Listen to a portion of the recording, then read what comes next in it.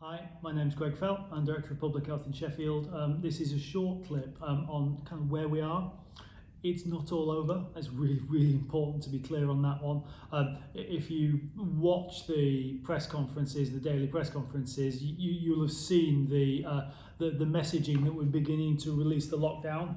The release is being done really carefully, in a slow, measured and conditional manner. And if we all start to break the guidelines, the lockdown may well be imposed again, and that's something that we want to avoid just as much as we want to avoid a second peak. So the conditions for a second peak are entirely present, and if we all hear that lockdown is over, we can all go and play, we'll all spread the virus really quickly, and the potential is there for that to happen, and we'll get a second peak reasonably quickly. There are many uncertainties in how this will play out. There are lots of views about what the science does and doesn't say. In Sheffield, I've taken a fairly precautionary approach to how I interpret the science. We have track and trace established now. It's only just established, and it will take some time to sort through the operational teething difficulties. That will happen quickly. The level of infection is much lower than it was, but it's still probably a bit high for comfort. As Sir Patrick Vallance said on the press conference last week, R is between 0.7 and 0.9, and that leaves us very little manoeuvring room.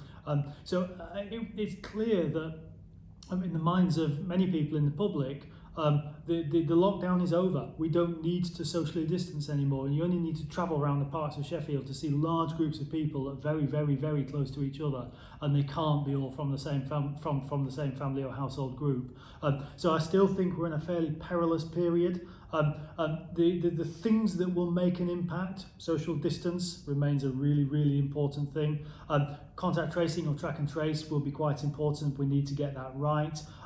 The compliance with the stay-at-home guideline. I read a piece of research over the weekend that said 50% of people who have symptoms and thus should be at home are not at home, and that was really worrying, because that's the thing that makes most difference. Where do we need to be? The level of virus is coming down all the time, and that's great news. It's not dropping like a stone, which is what we all hoped it would be. It's not yet doing that. So it's not all over.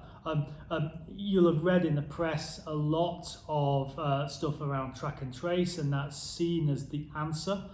It's only part of the answer, and it might give us all a false sense of assurance that it's there, therefore we can all go back to normal. We can go back to normal very slowly and very carefully. Distance really matters. That's about how far the droplets can spread. Hand washing really matters. It always has mattered, and it continues to matter. And stay at home. You'll hear a bit more about contact tracing later on, but if you are identified as a contact, you are going to be asked to be at home for 14 days. That's a long period of time. So it's important that you try not to be a contact, and you cannot be a contact by staying ahead of all of the guidance and basically following the guidance.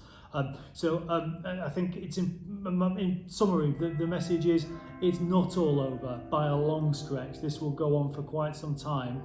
We're not out of the woods, though the situation is a lot better than it was, but we're going to be here for a while to come.